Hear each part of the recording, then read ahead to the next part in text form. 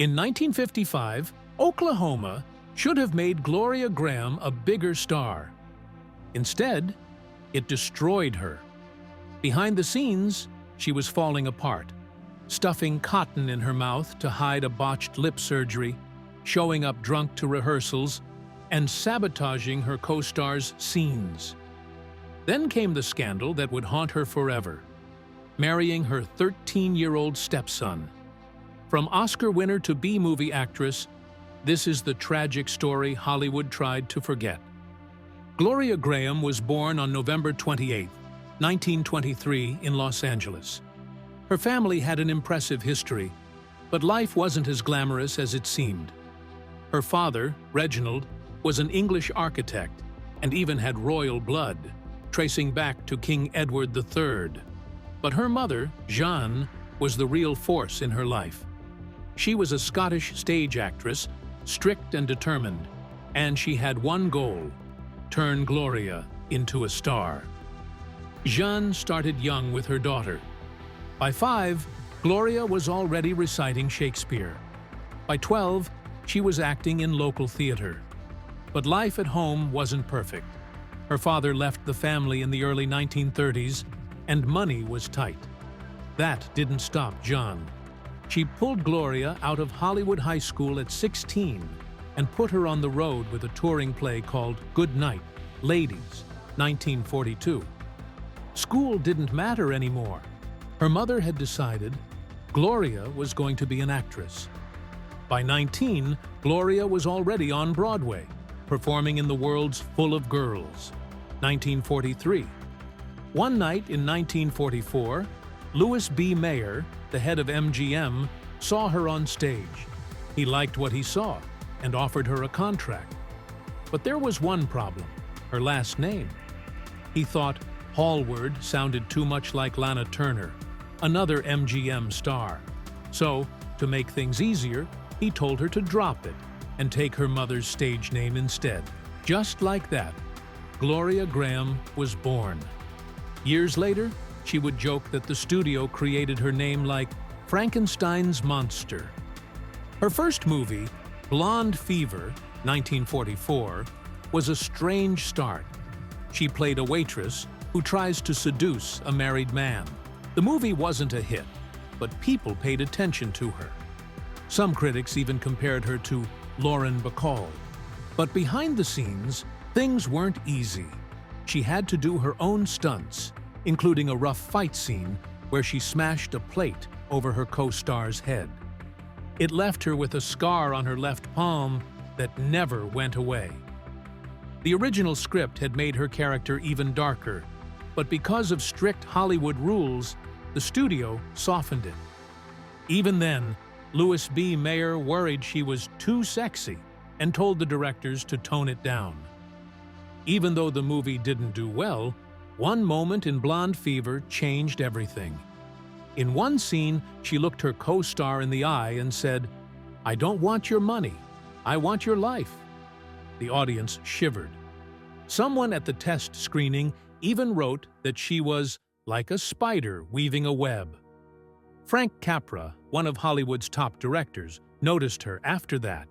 He cast her in It's a Wonderful Life, 1946, where she played Violet Bick, a woman who seemed sweet but had a little bit of danger in her.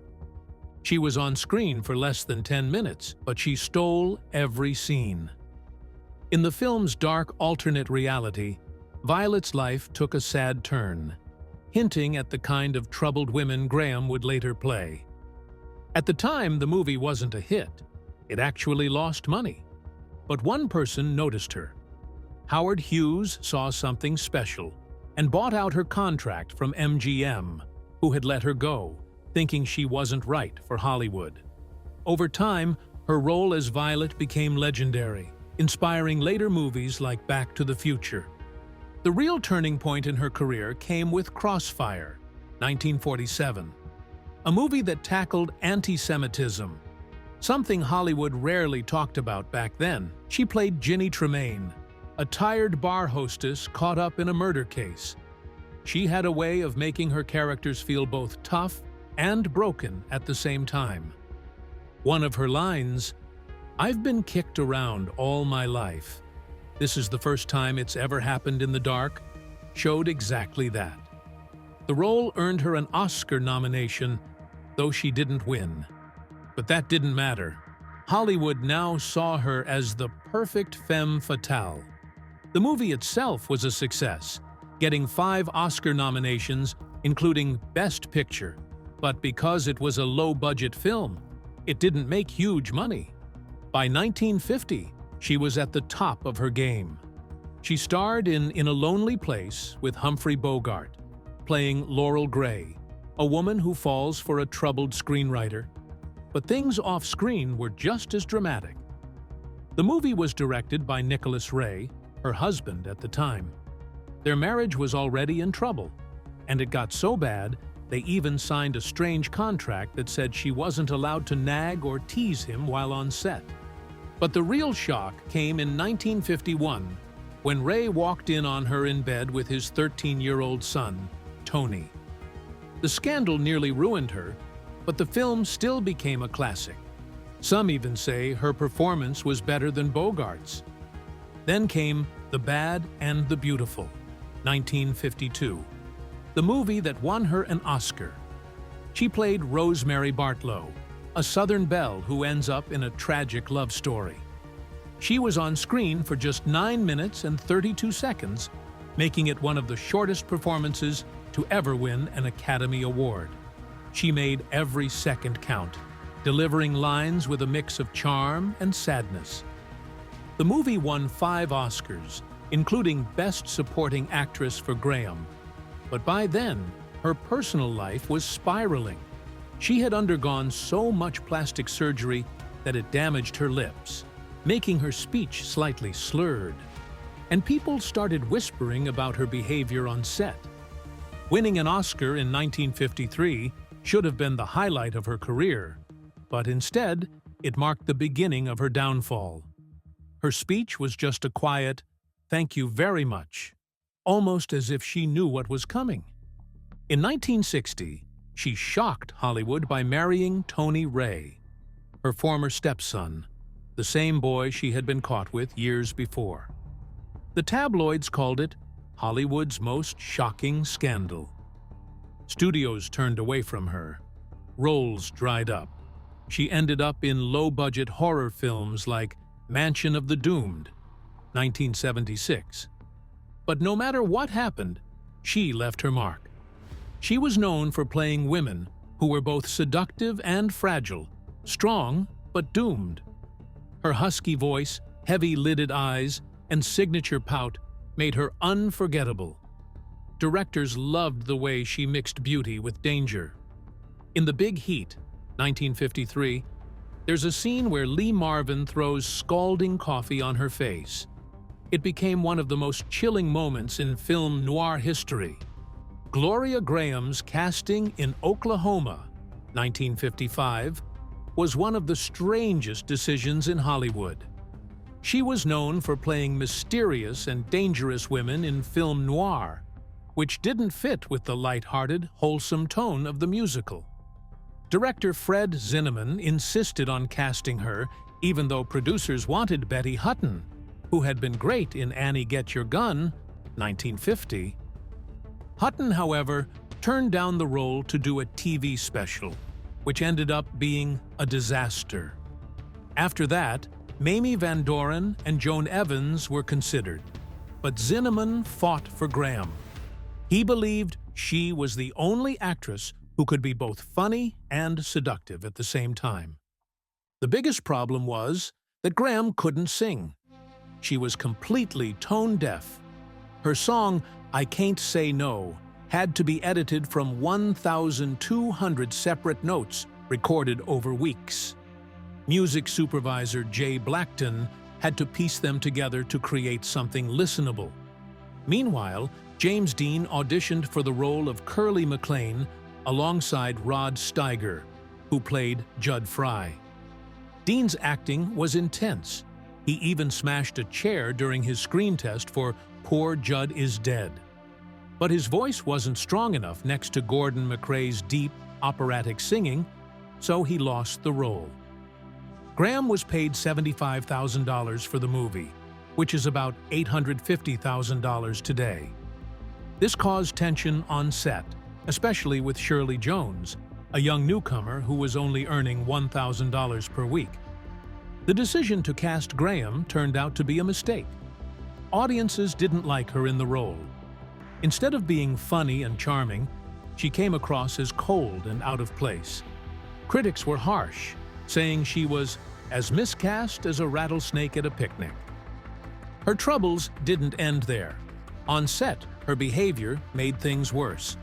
She had recently won an Oscar for The Bad and the Beautiful, 1953, and arrived thinking she was the biggest star.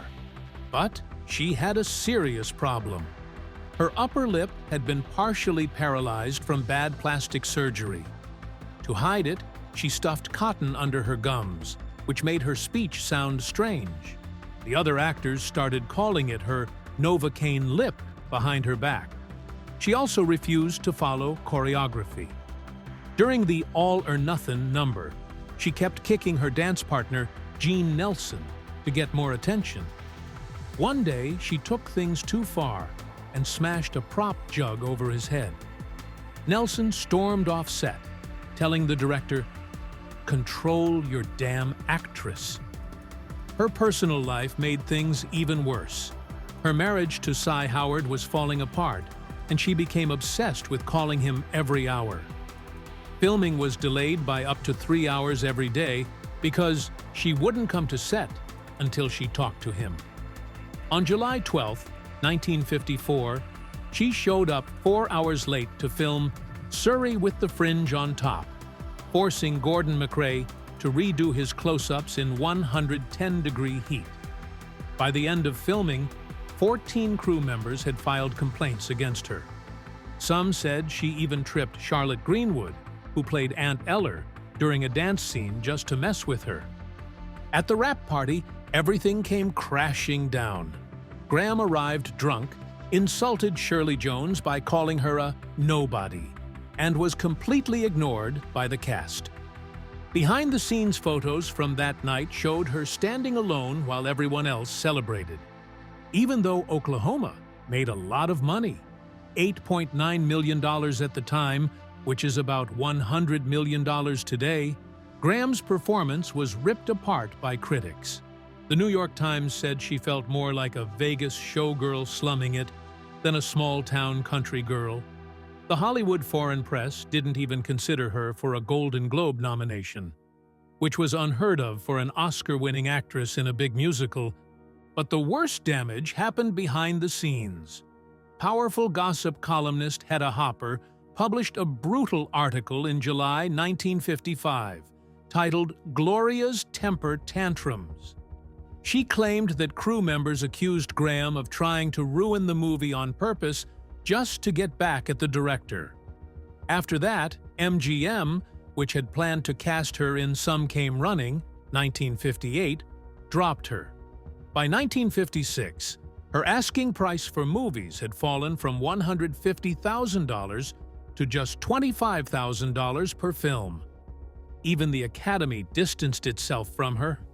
Oklahoma was nominated for 4 Oscars, including Best Scoring, but Grahame's name wasn't mentioned anywhere in their campaigns. When producer Arthur Hornblow Jr. was asked why, he simply said, "We didn't want to remind voters how far she'd fallen." After Oklahoma, her career was never the same. She was supposed to reunite with Humphrey Bogart in The Harder They Fall, 1956. But Bogart refused to work with her. He told Columbia Pictures, "I don't need her kind of trouble." With no big roles left, she had to take low-budget jobs just to stay in the industry. In Ride Beyond Vengeance, 1966, she played a saloon madam in a cheap Western, earning only $50,000 for the whole film. Her co-star was an unknown 22-year-old, a sign of how far she had fallen. Gloria Grahame's real life was just as dramatic as the roles she played in film noir movies. She had 4 marriages, and each one ended in disaster. When she was just 21, she married actor Stanley Clements in August 1945. At first, it seemed like a whirlwind romance, but it quickly turned dark. Clements was only 19, but he was already struggling with jealousy, gambling, and alcohol. He became violent, and the marriage became unbearable. Gloria suffered through the abuse, but after 3 years, she finally escaped. In June 1948, they divorced. But there was one more complication. She was pregnant with Clements's child. She decided to terminate the pregnancy, and the very next day, she married someone else. Her ex-husband never really recovered from the divorce, and his career faded. In a strange twist, he died in 1981, just 11 days after Gloria. Her second marriage was to director Nicholas Ray. They got married on June 2, 1948, right after her divorce from Clements. Ray was already a respected filmmaker, known for They Live by Night. Gloria and Nicholas worked together on A Woman's Secret, and their relationship moved fast. Just 5 months after their wedding, they had a son, Timothy. People started whispering that it was a shotgun marriage, but the real scandal was yet to come.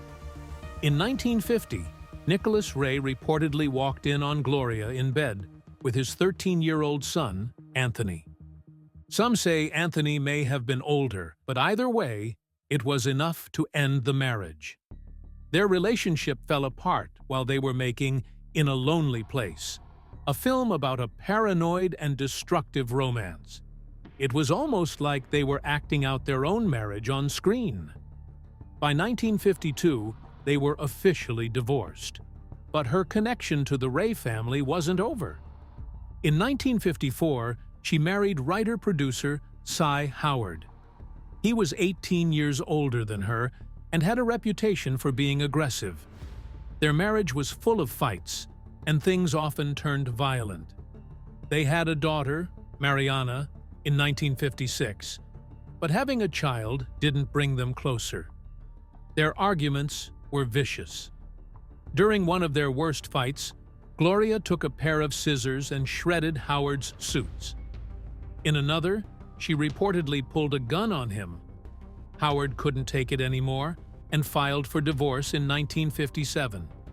He accused her of mental cruelty, and their marriage ended in another bitter separation.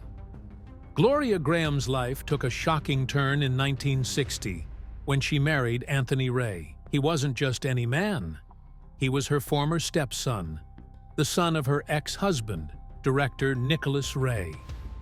The two first met in 1948 when Gloria was still married to Nicholas, and Anthony was just 13. Years later, in 1951, Nicholas claimed he caught them in bed together. That ended the marriage, but the real scandal didn't explode until much later. In 1958, Gloria and Anthony reconnected. 2 years later, they secretly got married in Tijuana, Mexico. For a while, they managed to keep it hidden, but in 1962, the tabloids found out. The reaction was brutal. People couldn't believe she had married the boy who had once been her stepson. There was a 14-year age gap, and some even accused her of being with him when he was underage. No charges were ever filed, but that didn't stop the gossip. The press called her a cradle robber. Her ex-husbands, Nicholas Ray and Cy Howard, used the scandal against her, both fighting for custody of their children. Gloria was frustrated with the way people saw her, once saying, "I married Nicholas Ray, the director." People yawned. Later, "I married his son, and you'd think I'd committed incest." But despite all the outrage, this marriage lasted 14 years. They had 2 sons, Anthony Jr. in 1963 and James in 1965. Years later, a biographer claimed the whole story about her being with Anthony when he was underage was a lie. But by then, the damage was done. Even before the scandal, Gloria's career was already in trouble. A bad plastic surgery had left her upper lip partially paralyzed, making her speech sound off. Hollywood wasn't forgiving. After her role in Oklahoma, 1955, critics tore her apart, saying she was completely wrong for the part. Behind the scenes, directors and co-stars found her difficult to work with, and the rumors hurt her chances of getting good roles. But after the Anthony Ray marriage, things went from bad to worse. Studios wanted nothing to do with her.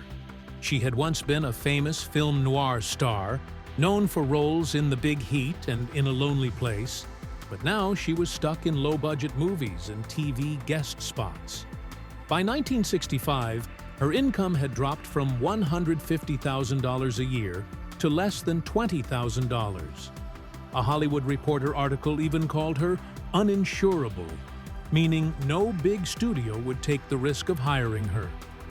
The scandal didn't just destroy her career, it tore apart her personal life, too. Her ex-husband saw it as an opportunity to take her kids away. Nicholas Ray sued for full custody of their son, Timothy, arguing that Gloria's relationship with Anthony proved she was an unfit mother. The court case dragged on for 2 years. At the same time, Cy Howard, her third husband, fought for custody of their daughter Mariana, claiming Gloria was mentally unstable. In 1963, he won temporary custody, and the court ordered Gloria to go through psychiatric evaluations. The legal battles drained her financially. Between 1962 and 1965, she spent $85,000 on lawyers, which would be about $750,000 today. The stress finally broke her. In 1964, she suffered a mental breakdown, wrecked the inside of her home, and attempted to end herself. By 1956, Gloria Grahame's movie career was slipping away. Big roles stopped coming, so she turned to television and theater just to keep going. Between 1956 and 1980, she appeared in 29 TV episodes and took whatever stage roles she could find. In 1960, she tried making a theater comeback with The Time of the Barracudas and Rashomon, but money was always a problem. To survive, she started taking parts in low-budget movies. Some of them were so bad, she later admitted, "I took roles that turned people away in horror, but I needed to work." She kept hoping for a real comeback, but it never came. Even her final films, Melvin and Howard, 1980, and The Nesting, 1981, got good reviews, but didn't put her back in the spotlight. Television became her safety net. In the 1960s, she earned $5,000 per episode, which sounds like a lot, but it was nothing compared to what she once made in movies. It was just enough to get by. She still had her talent, but Hollywood had moved on. People started calling her a major minor star, respected but forgotten by most. Some of her TV roles brought back memories of her old film noir days. In 1964, she starred in an episode of The Outer Limits called The Guests. She played an aging actress trapped in a strange, living house. Her character says, "I'm forgotten. No one remembers my pictures." It felt like real life. At the end of the episode, she crumbles into dust, as if disappearing completely. It was a chilling moment, almost like a message about her own career. In 1970, she played a black market widow in Mannix. Critics loved her in the role, saying she was just as sharp as she had been in the past. But no matter how good she was, these were just small jobs. By the mid-1970s, most of her work was in low-budget horror films and forgettable TV shows. A New York Times critic wrote that watching her on TV felt like a seance, as if an old Hollywood ghost was appearing for a moment before fading away. With movies and TV no longer giving her real opportunities, she turned to theater. After being away from Broadway for 15 years, she returned in 1972 with The Time of Your Life, acting alongside Henry Fonda and Richard Dreyfuss. Critics loved her performance. She even won an award for it. But Hollywood didn't care. She kept going, taking roles in smaller plays, finding comfort in acting, even if the money wasn't great. In 1978, she moved to Liverpool, England, and joined the Everyman Theatre. She played Amanda Wingfield in The Glass Menagerie and gave one of the best performances of her life. The audience gave her standing ovations, but once again, there was no big comeback. She never made it to London's West End. One of her fellow actors later said, "Gloria treated the stage like a confession booth. Her pain became the audience's catharsis.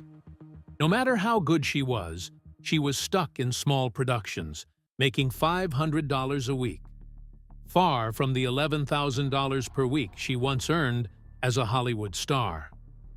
The final insult came in 1974 when MGM released That's Entertainment, a documentary celebrating the studio's greatest stars. Grahame had won an Oscar for The Bad and the Beautiful, but MGM left her out. It was as if Hollywood had erased her. She knew it would happen. In a 1977 interview, she said, "They'll remember my lips, not my lines." But she was wrong. Film lovers never forgot her. Gloria Grahame was 55 years old when she met Peter Turner in 1978. He was 26. She was an Oscar-winning actress, famous in Hollywood, and had been married 4 times. He was a struggling British actor, trying to find his way. They met in a London boarding house while she was preparing for a play. He later wrote in his book that the first time he saw her, she was dancing to Stayin' Alive in a negligee. Their age gap was nearly 30 years, and people judged them, but they didn't care. They stayed together until the very end. Turner always said she was fearless, full of life, and never afraid to be herself. Gloria had a history of shocking love stories. The biggest scandal of her life happened years before when she married her own stepson, Tony Ray. His father was director Nicholas Ray, who had been one of her husbands. That marriage ruined her career, but she never seemed to regret it. Turner, on the other hand, later revealed that his own sexuality was complicated. That made their relationship even more unusual. They spent time together in Liverpool, where Turner's family lived, and in New York, where Gloria had an apartment. She threw parties, laughed, and acted like nothing was wrong. But in 1980, she suddenly broke up with Turner. She gave no explanation. He later found out why.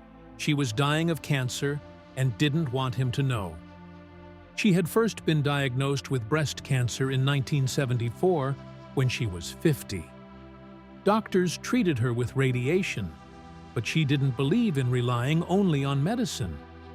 Instead, she completely changed how she lived. She quit smoking and drinking, even though she had smoked for years. She stopped eating processed food and became a strict vegetarian.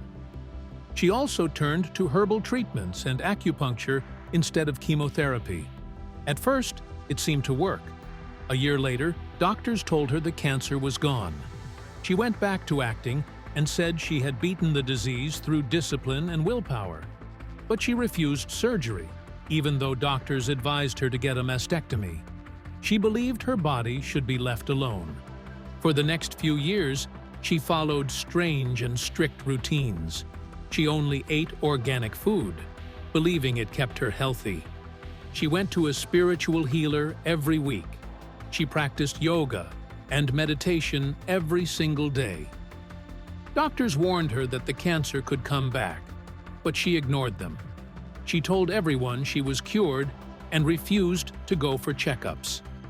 During this time, she acted in Melvin and Howard, 1980, and performed in plays across the US and the UK. But in 1980, she started feeling sick again. She had severe stomach pain, but told herself it was just stress. Then, one night, while performing The Glass Menagerie in London, she collapsed backstage.